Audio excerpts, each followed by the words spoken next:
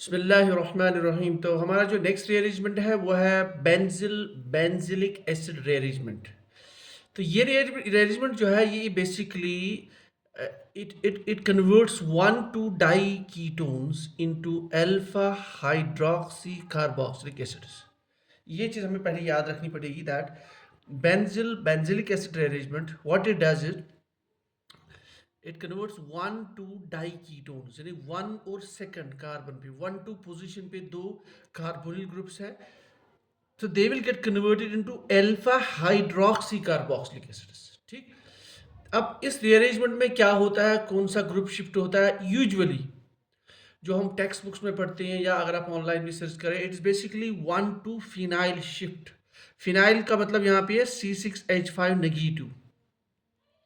So this is basically involves one to phenyl shift, लेकिन it doesn't mean कि यहाँ पे अल्काइल शिफ्ट नहीं होगा। ठीक है, तो it can also involve one two alkyl shift, लेकिन यूजुअली जो मोस्ट कॉमन है जो हम स्टडी करते हैं और इसी में अगर क्वेश्चन आएगा तो प्रॉब्ली फिनाइल वाला ही आएगा। सो it this basically involves one to phenyl shift, but it can be alkyl shift also. To understand all this, let's go to the example straightforward. ये है हमारे पास एक कंपाउंड, ये देख लीजिए वन टू डाई कीटोन है और यहाँ पे एक आपका फिनाइल ग्रुप है, यहाँ पे नेक्स्ट फिनाइल ग्रुप है, इसको बोलते हैं बेंजिल। ठीक है, तो ये कंपाउंड जो है, ये जो वन टू डाइकार्बोनिल कंपाउंड है या सॉरी डाइकीटोन कंपाउंड है, इन presence of base for example KOH, ये बहुत इंपॉर्टेंट है। और साथ में टेम्परेचर भी हाई होना चाहिए, अराउंड 100 और ग्रेटर देन दैट 100 डिग्री। ठीक, और सॉल्वेंट कैन बी वाटर और ethanol. So in presence of base, this benzyl gets converted to this compound. यहाँ पे ये फंक्शनल ग्रुप है हमारा, अल्फा पे हाइड्रोक्सिल है, this is alpha hydroxy carboxylic acid. ठीक, इसी को बोलते हैं benzilic acid. So this is benzil to benzilic acid conversion, इसी को बोलते हैं बेंजिलिक एसिड रीअरेंजमेंट। अब इसका मैकेनिज्म क्या है शॉर्टकट में? ठीक, देखिए नॉर्मली होता क्या है, इसमें होता ये कि ये जो बेस है, हम जानते हैं इन पे न्यूक्लियोफिलिक अटैक हो जाता है, तो this will attack any of the carbonyls. Let's do the attack at this carbonyl and then obviously it will move here. ठीक, तो ये वाला जो है हाइड्रोक्सिल इधर आ गया। याद रख लीजिए, जिस कार्बोनिल पे आपने हाइड्रोक्सिल अटैक स्टार्ट किया ना, उस पे जो फिनाइल ग्रुप है वही माइग्रेट होगा टू द सेकेंड पोजिशन। तो जब हमने अटैक किया इधर OH, जब इधर आ गया OH, इधर जब आ गया, so this will move this group bond के साथ to this carbon. So the result is that this gets a negative charge, phenyl group comes here and then this is C। अच्छा, जब ये यहाँ से निकल गया, सो देन दिस, ये जो आपने नेगेटिव चार्ज यहाँ क्रिएट किया था ये वापस आ जाता है। So we have a carboxylic group here, two phenyls here and oxygen gets a negative charge, and then जब ऑक्सीजन में नेगेटिव चार्ज आ गया, it takes a proton from the medium, या मीडियम में आपके पास एसिड है, so it takes proton from there.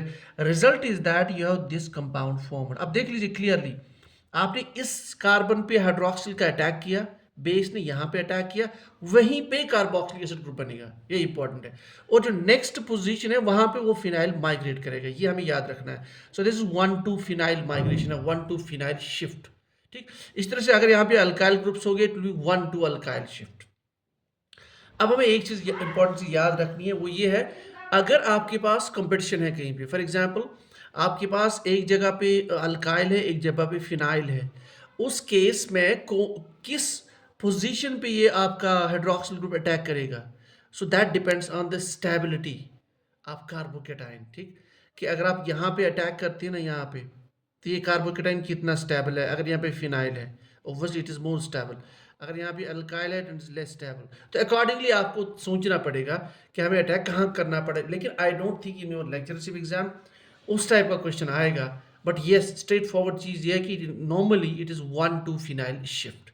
तो जहाँ पे आप अटैक करेंगे हाइड्रोक्सिल का, वहीं पे कार्बोक्सिलिक एसिड बनेगा और नेक्स्ट कार्बन पे फिनाइल ग्रुप माइग्रेट होगा। ठीक, अच्छा, ये तो एक एग्जाम्पल है, और एक स्पेशल एग्जाम्पल मैं आपके लिए यहाँ पे बता रहा हूँ। That is basically an interesting case of ring contraction. For example, अगर आपके पास एक साइक्लिक वन टू डाइकीटोन हो, वन टू पोजीशन पे, लेकिन साइक्लिक, सीधी सी बात है, हाइड्रोक्सिल की प्रेजेंस में अगर हाइड्रोक्सिल इस पोजीशन पे अटैक करेगा, तो हमने क्या अभी देखा कि यहीं पे हाइड्रोक्सिल ग्रुप जब आएगा तो ये बनेगा कार्बोक्सिलिक एसिड ग्रुप। ठीक, तो दिस अटैक्स हेयर हाइड्रोक्सिल, ठीक है, तो देन यहाँ माइग्रेशन होगी, इसको ऐसे याद रखना है। सो देन ये जो है ना, ये bond this will migrate to this position, it's like CH2 type migration, ठीक है। तो इसका मतलब आपकी जो 6 मेंबर्ड रिंग थी, now it gets convert to 5 membered ring, and then this is carboxylic acid group, this is alpha hydroxy carboxylic acid. लेकिन जो इसमें एक सरप्राइजिंग चीज है कि पहले 6 मेंबर्ड रिंग थी, अब 5 मेंबर्ड रिंग है, सो this is ring contraction. Normally this doesn't happens in the organic chemistry.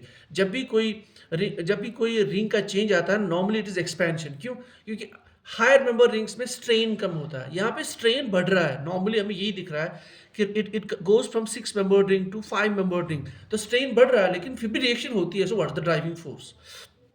ये एक इंपॉर्टेंट क्वेश्चन है कि what is the driving force in this case. तो मुझे जो बात समझ में आ रही है, इस केस में जो कार्बोक्सिलिक एसिड ग्रुप बनता है ना, या कार्बोक्सिलेट बताइए, अगर हाइड्रोजन निकाल रहे, तो वो जो इसमें रेजोनेंस एक्ट करता है, लेकिन यहाँ पे इस तरह का कोई रेजोनेंस पॉसिबल नहीं है। और रेजोनेंस इसमें डोमिनेंट इफेक्ट बन जाता है, even though there is contraction of ring, there is some ring strain, but ये रेजोनेंस की वजह से या रेजोनेंस एनर्जी की वजह से ये ओवरऑल ये compound this is thermodynamically more stable, and that's why this reaction happens in presence of base. So that seems to be the reason. इसके अलावा कि अगर आपके पास कोई और अदर रीजन है तो आप ज़रूर लिख लीजिए कमेंट्स में, that will be helpful to me also. So this is all about the possible area और द पॉसिबल एरिया जहाँ से क्वेश्चन आपके लेक्चरशिप एग्जाम में आ सकता है। ठीक है, थैंक यू।